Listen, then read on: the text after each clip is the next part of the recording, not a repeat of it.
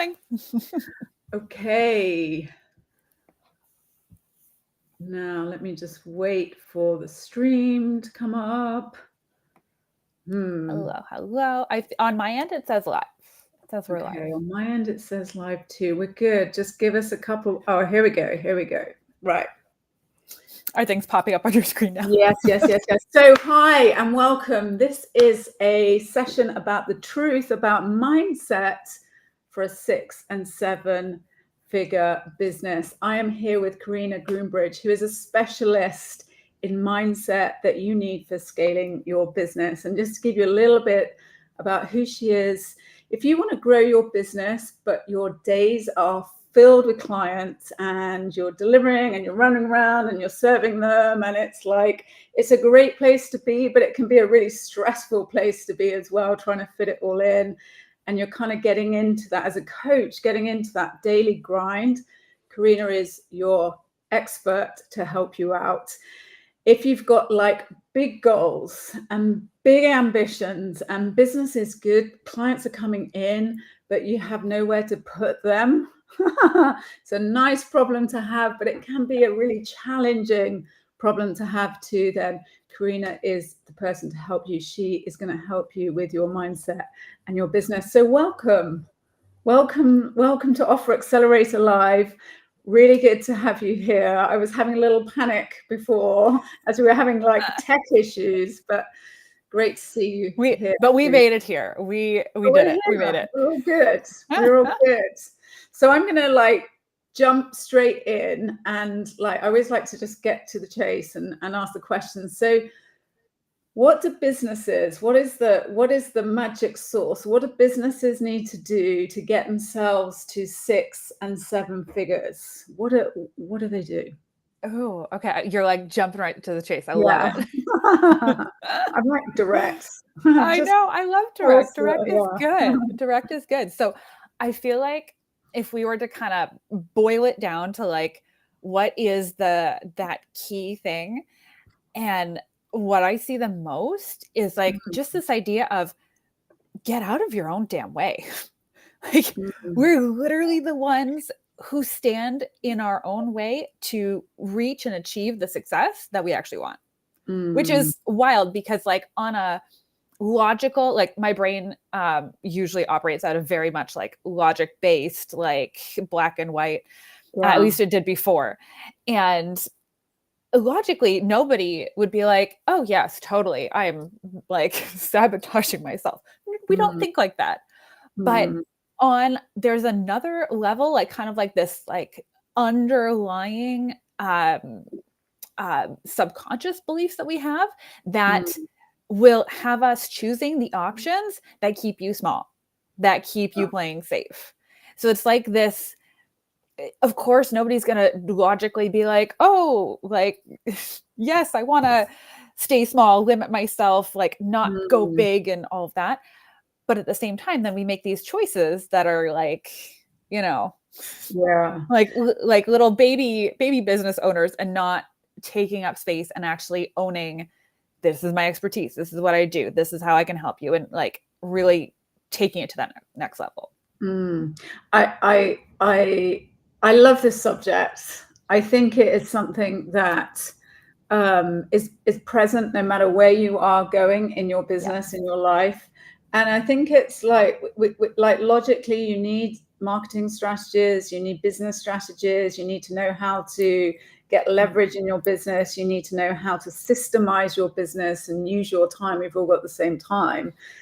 But as you say, it's the patterns that run through your head are the things that are going to make or break you, I guess, and hopefully make you and break you. And it's exactly. I've sort of I'm doing a challenge at the moment, which is about, just trying to show through some of the things and open up a bit so that you can identify the patterns that you're running. I mean, you must work with lots of people, right? And you can see, it's so much easier to see the patterns from the outside.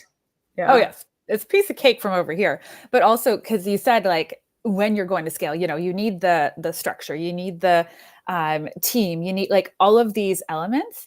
And there's just one thing that I want to highlight is all of those things, like they're learnable skills, right?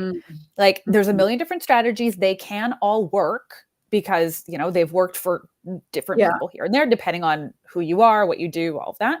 But the one thing that isn't just like okay, I'm going to buy this strategy and apply it is your mindset, right? Like that's, for me, it's the one thing that like, it's tailored to you. Like the limits that you are going to come up against and face are your own, and they're based on your past experience. They're based on how you grew up, like what you saw around you, and what's happened in your life up until now. And so for you to overcome that, like one strategy might work great for somebody, but somebody else who has a very different belief system, who has a very different upbringing and like mentality, is going to try on this strategy and be like, why isn't it working? I don't understand.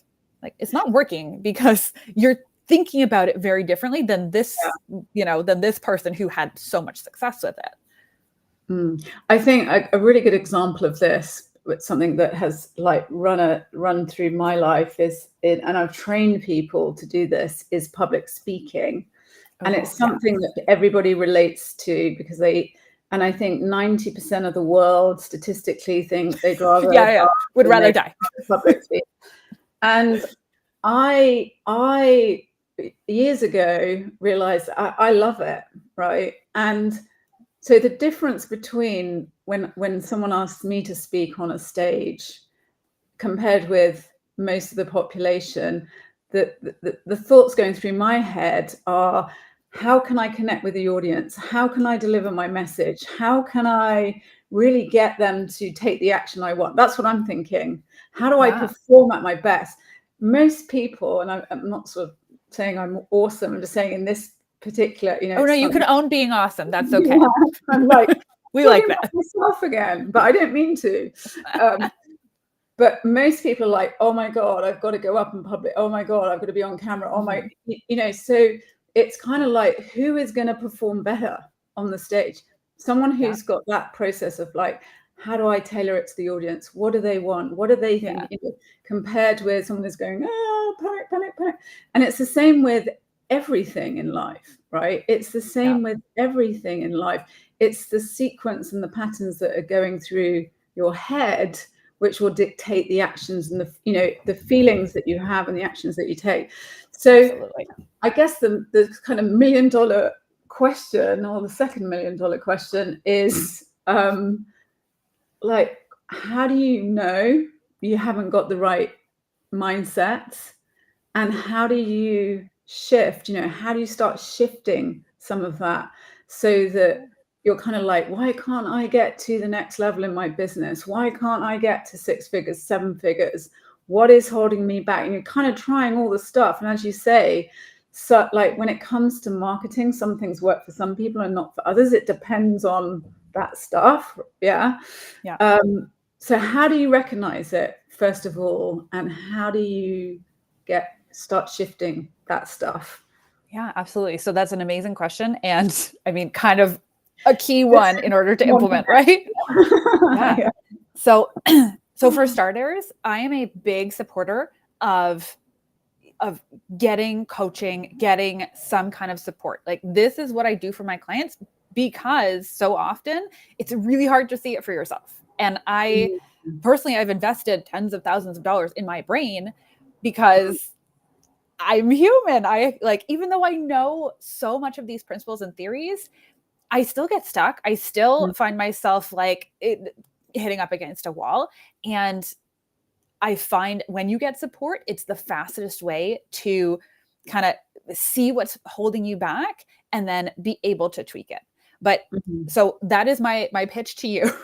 If you do not currently have some form of support in your business, go find it. Like, this is what I do. There are so many amazing coaches out there. Go get yourself somebody in your corner who's advocating and like literally watching, okay, what are you doing? How are you showing up? How are you performing? And tweaking it and helping you get the best out of yourself. So that's like, that's like one thing, because I feel like we all need it, no matter at what level you are at. I I support businesses that are just starting, and I support businesses that are scaling past like to 6 figures and beyond. So it doesn't matter where you are. Like we all need it to get to that next level.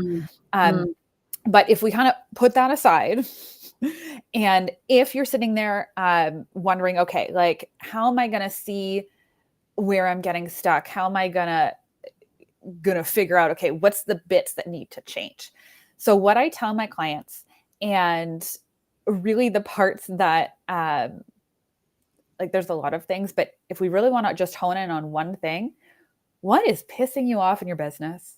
Like it, but like it's actually, when you think of it like that, it's a lot easier to see, right? It's like, oh, well, there's this thing that I've been avoiding or haven't been focusing on, or just like not prioritizing. I don't want to do it. I'm afraid, you name it. But that piece in your business that is either pissing you off or avoidance, procrastinating, whatever, this is a really good opportunity to look at that and ask yourself, okay, why? Why am I putting it off? Why am I not going all in on this? So that is an excellent place to start if you're kind of wondering, okay, where is my growth? Like, how can I go and improve and excel to the next level?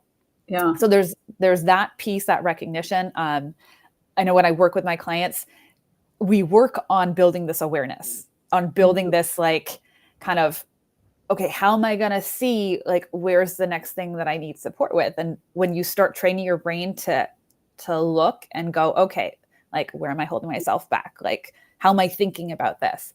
These are all, it's like bringing this awareness to how you're operating so that you're not just on autopilot. You're actually looking for, okay, how can I excel? How can I, like, where are my areas that I can grow in here? So there's that piece to it. And then once you've kind of honed in on, okay, like this thing, I want to work on this thing. I want you to sell yourself on an alternate way of thinking. So let's just go with the public speaking example, because I was once the kid in class who like would hide, like physically like shrink. Be like, do not call on me. Oh my God. Well, everyone starts there. Don't Me do too. it. Just saying. We all start there, right? Yeah. Well, but not all, because I know some people in my class were like, oh, that's fine. Like even in like elementary school and high school, they're like, oh yeah, sure, I'll talk in front of the crowd. That was not me. So fast forward to now, and after the work I've done, like with how I want to grow and scale my business, like if you hand me a microphone, I am on it. I'm still gonna be terrified. Like, let's just be clear. I'm still gonna be terrified of like, we might mess up, but this is an amazing opportunity. I can go and help someone today. I can, share what I've learned and my growth and go and impact more people by having that microphone and going. So once you've identified like what you're avoiding, what your trigger like is, then I want you to sell yourself on a different story. So for public speaking, like you had said, right? It's like that, like, I'm terrified. Oh my God, I might mess up. Like, and this like overwhelming anxiety for a lot of people, right? Yeah. Like we've been there. I get it. Yeah. But like, I want you to look at like, what is another side to that story? Like another side to that story could be you get to share your message. More people can benefit from this. Just even one person can take something that you say on stage and it can literally change their life. And when you start looking at it from a different perspective, it's kind of like when you put a question in Google. If you give it a crappy question, you're going to get a crappy answer. Yeah. Right? Yeah. And the better questions we ask, the better we direct our focus to what we want to create. This is how you build a mindset that's going to support you, rather than like, oh, I can't do that, or I don't know how, or I've sucked. Like, I haven't done very well at this in the past. Okay. But you're capable of learning. You can practice and prepare. You have a lot to say, right? Like, these are all different ways that we can frame that, like going in public speaking. That is like new. It's like new data to your brain. right? Like we want to input new things so that we can get a different response. Does that make sense?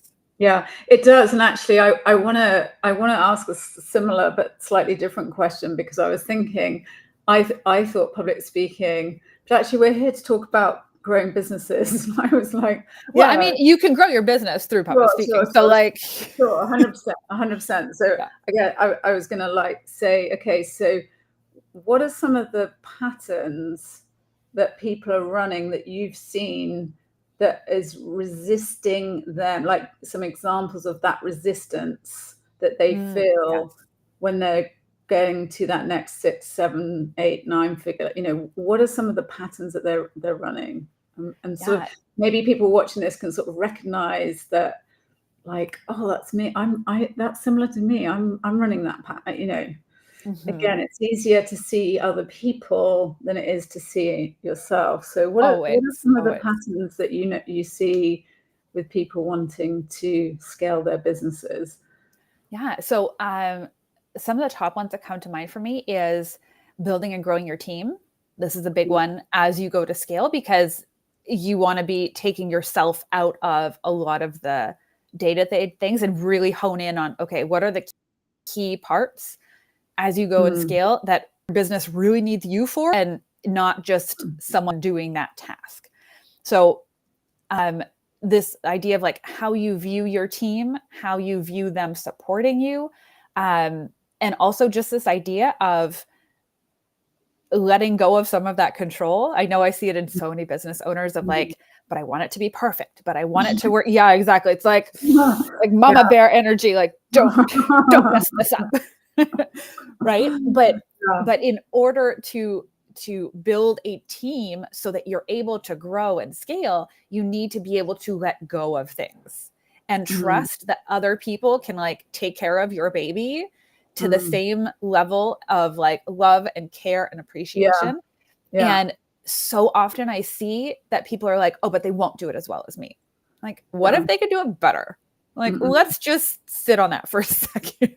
Because like if somebody said, okay, I'm going to take over all of your accounting back end numbers. I mean, like I have outsourced most of that, but you know, if somebody told me that, I'd be like, yes, please. Thank you. I could do it myself. Don't want to. Yeah. And actually there's a really good, I was in a Rich Schefron coaching group years ago, and one of the good ways to think about that I learned back then is like, and you're talking about questions and what goes through your head, and instead of thinking how do I do this, instead of asking that question, actually asking how can I get this done. And the capacity is very small, but actually you're like, how do I get this, you know, because everyone gets overwhelmed no matter what size your big business is. But how do I get this done? And like you say, you have to get over I mean, I think for some people, me included, you have to get over the perfectionism of yourself. And then you know that whole thing about, I always have that thing, like what's running through my head, because I've had to shift a lot of this, is like, good is good enough. Good is good enough. You don't have to. And actually, once you look at your day or your week or your month, and you're like, instead of thinking, how do I do this? You're thinking, how do I get this done? Who can get this done for me? You start, and once it's funny, isn't it? Once you get in the habit of it, you start like, I think I was like, oh, freedom, time back. You know, you start shifting it all, thinking, I don't want to do any of it. I want to do these. It's so cool. Like how those tiny little shifts make such a world of difference, but you're framing it from a perspective of like, I can do it. I will do it. And like, let's get it done versus like, I don't know what to do. Right. But back to your question from before, you had said like, what are some of the biggest things to go and scale? So building your team and being able to let go and like let go of that perfectionism is a big one that I see. But another piece that I find really can drive up the pressure and the overwhelm in your business if you don't have a handle on it is your boundaries, especially as a business owner who's scaling. If you're still kind of, I want to say like loose with your boundaries and maybe answering questions late at night, or, you know, waking up first thing in the morning and like doing work, not letting your team do work for you. Things like getting too in the weeds with your clients. Like, these are all areas and opportunities that you can kind of clean up those boundaries, and it's going to buy you back time. But more so, and more importantly, is it's going to give you back your sanity. Because when you're like, oh, I have to do everything for everyone, and you have to be on all the time, then this drives up the pressure, it drives up the overwhelm, and you're not operating at your best when that's happening. So like, to go and clean up your boundaries, I did a whole mini course on this because I kept seeing it come up for my clients. So if that's something that anyone listening is interested in, please message me. I will shoot you over the link for that. It is amazing. And it really runs through like all the different areas in which you can go and clean up your boundaries so that you can essentially protect yourself, because you're the biggest asset in your business. And when you're spreading yourself really thin, nothing good will come of that. It's like parenting. If you're just like barely hanging on by a thread, then eventually you're going to snap. You're going to snap at somebody, something like, and you're not bringing your best to the table. That's not how you want your people, whether that's your team, your family, whatever, your clients, to be seeing you. My opinion, at least. Yeah, I mean, you're talking to obsessive, compulsive, addictive profile here, so I have to work on that so hard. Yeah, something I'm constantly. It's okay. There's lots of room for growth. It's all good. Yeah, no. I am. It's been a lifelong journey of obsessive behavior that I have shown. But you're right, and I think those boundaries are super important, and also. I mean, one of the things of, again, it's like, what do you need to be doing in the business that's going to, you know, flip the switches, and what is going to be, you know, what is going to have the leverage effect, and not getting sort of down doing everything, or even sort of, I think one of the things I learned in business, and if I wish I'd learned it earlier, but hey ho, is actually time away, like time out, has almost become more profitable for me. Like the time I can spend away from the business is almost more profitable than time in the, you know, or even working on the business, because that's where you get the clarity, and, you know, you can start really planning, and, you know, you definitely need to work, right? But we're not saying you're not working, but we're talking to the workaholics here who like have trouble getting out of the business. I understand absolutely what you mean. That's me.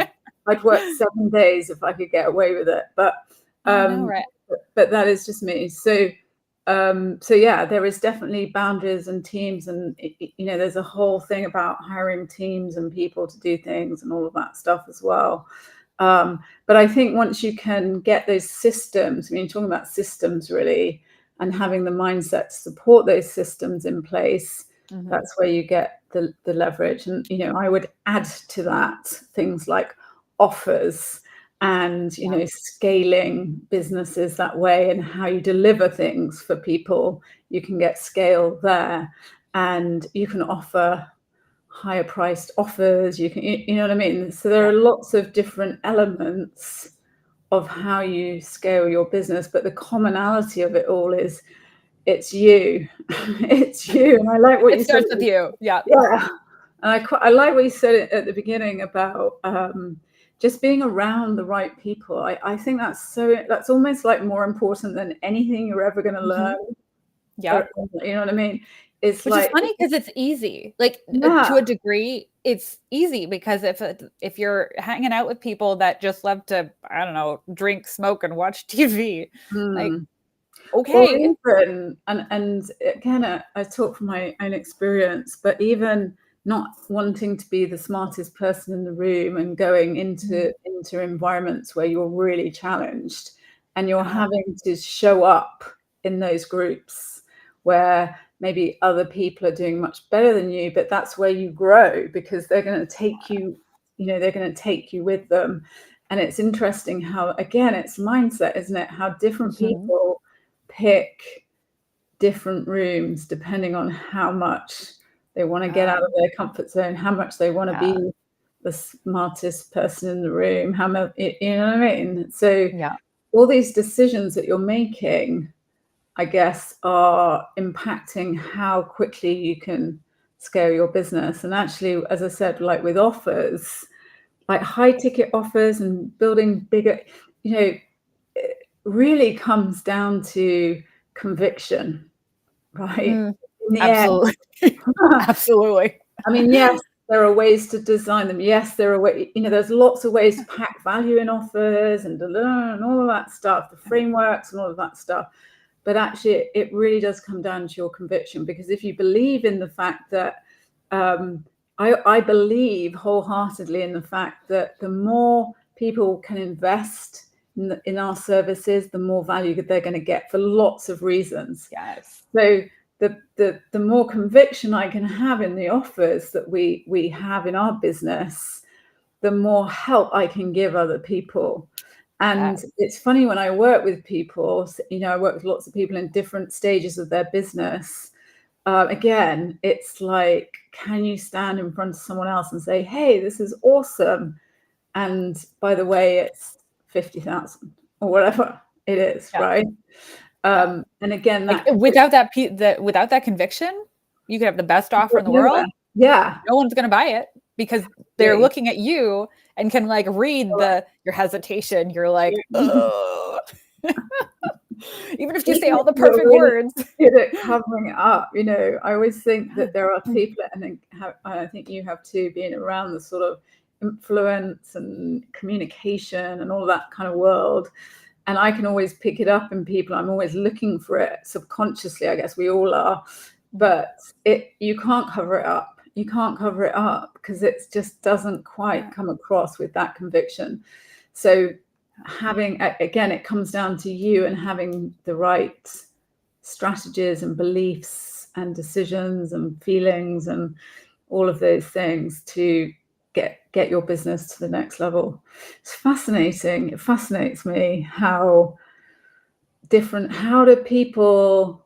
some people can break through and some people struggle all the time. I'm interested to hear your thoughts on what those differences are. So I find that the people who stay in the struggle aren't willing to do the hard things.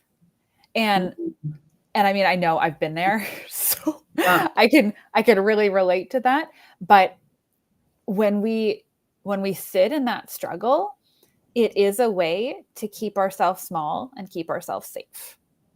Right. So it's like your subconscious sitting there going, well, if this continues to be hard, then like we just don't have to progress and move forward, versus the person who's like, okay, this is hard. I don't know what to do, but I'm going to figure it out. And it's going to be uncomfortable.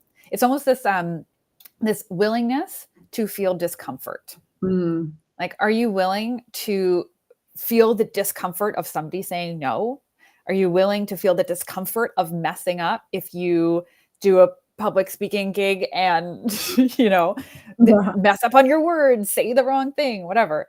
And it's like, if I were to boil it down to one thing, I would say it's the willingness to feel discomfort. Because if you're sitting there feeling stuck and like not feeling like you're getting anywhere, how could you be playing safe? Like, and it might be a really uncomfortable question. You might be like, no, I'm not doing that. But just like entertain the idea of like, could I just be keeping myself safe here? Could I just be playing small? And what would need to change? Or like, what discomfort can I go and seek out today of like making an offer, making a connection, putting yourself out there, sharing your voice, your thoughts. Like, those are all things that can lead to a lot of discomfort if there's comments, feedback. Somebody being like, oh my God, that's too expensive. I'm like, all right, it's not for you. It's okay. Yeah, it's interesting, isn't it? It's something that I don't know whether I've just been consuming it, and I've been focused on it personally for years because I'm just interested in it.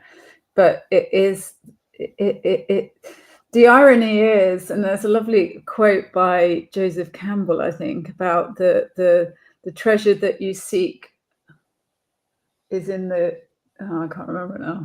Treasure that you seek is in the cave of fear, or something like that. The fear, it's something about if you get through your fear, yes, it's on the other side of fear. Yeah. There's a lovely quote by Joseph Campbell, but I balls it up. But I will find it and put it in the comments. But it's like, can we? And the thing is, it's like it's that the willingness to get through that discomfort, and I guess the faith in the fact that you are going to get through it, that you will get to the other side of the discomfort. Yeah, because there is always another side. Although, yeah. It's an interest.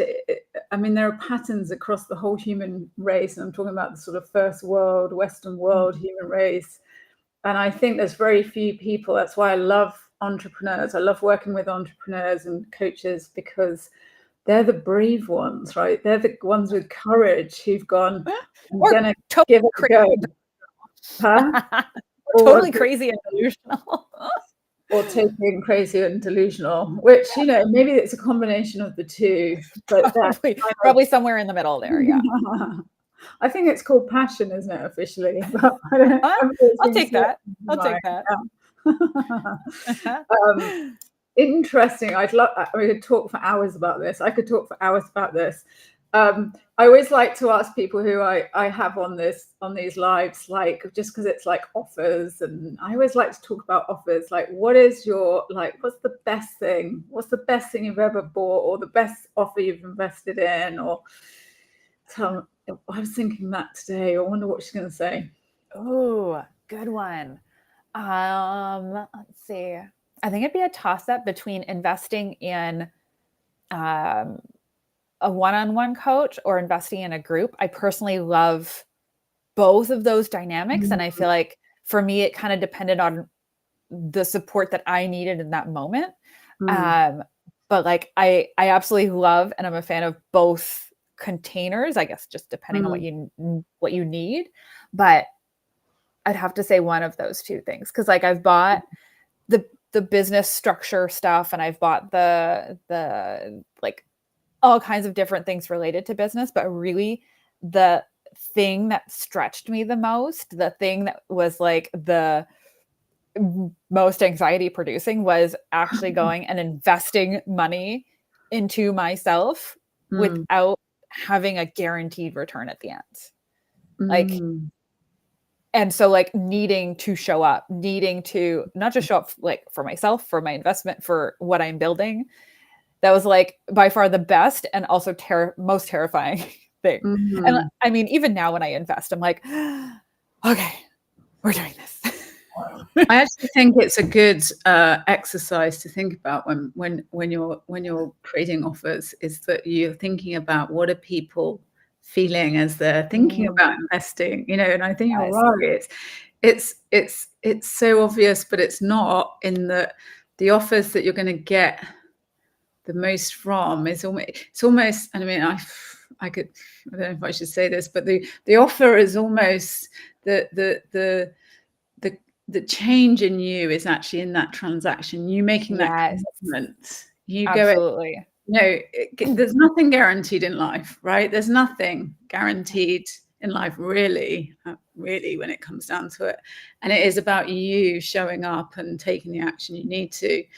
And that kind of change is triggered by you having the courage. I would say it was courage, and somebody in sort of certainly in higher ticket stuff, is having the courage to go, I'm going to do this. I'm going to do this, and I'm willing to invest in this offer because that's what I want to go for. And when you think about that from your customer's perspective, and kind of get in tune with that, it's actually, it changes the way you communicate, I think, about it, because you're much more sensitive to that. And sometimes when you invest in stuff, and you talk about group coaching, and you know, sometimes I've invested in group coaching, I've spent like a week going, oh, should I do it? Should I? And then I do it, I'm just like, oh, it's like a relief kind of thing. Yeah. And sometimes you like, there are offers and you're running for the credit card up the hallway. And you're like, where is it? Where to put it? And you feel that, and then sometimes you know, there's a whole mixture of emotions. And I think if you, like you say, if you can tune into some of that, that is some of the beauty in it, and some of the, it's kind absolutely. of in a way, in that kind of, and then it's like, scale your business. It's so I suppose the sort of the summary of what you're saying is, get your mindset right, and get your, and keep looking for discomfort, and that is how you scale your business, because you'll always get strategies to blah blah blah blah blah. Whatever you need. You can always plug and play with different strategies, but it's really that, like, okay, where's the discomfort? Where's my growth here? That's a good question. So awesome. What a lovely question to end on. But I've got one more, which is, you know, how do people find out more about you? Where do they go to find out more about you? Yes. Okay. Well, I hang out on Instagram and Facebook. You can find me at Karina Groombridge Coaching. That's my handle on both platforms. Or if you message, I mean, you can email me, Google me. I'm like in all the places. Yeah. But for the most part, Facebook, Instagram. Exactly. You'll find me online. And I would love to connect with you and like hear more about what you're up to and what you're doing, because honestly, like, I'm here for your growth. That is literally why I do it. It makes me so happy to see not only my clients, but like the people in my just orbit, like the people who are in my audience, whether they buy stuff from me or not, still message me and they're like, oh my God, you said this thing and it's helped me do this. So I'm here for it all. Whether you pay me a dime or not, I don't care. But like, come hang out. I want to help you grow your business. Yeah. And actually you're calling out to a very specific person, which I love, is the you know, which isn't everyone for sure, but it's businesses who are like slogging, you know, doing that. I mean, I remember in business coaching business I had, I'm like, I can't do another, you know, like you're exhausted by 1 o'clock, you've done coaching sessions and things like that. So actually those businesses that are looking to be able to scale in a way that gives them their time back, right? That's who you're helping. Yes, absolutely. Well, that's awesome. Thank you so much for coming on. And I really look forward to finding out all the things you're doing in more detail. But thank you, and see you really soon. Thank you, Laura. Thank you.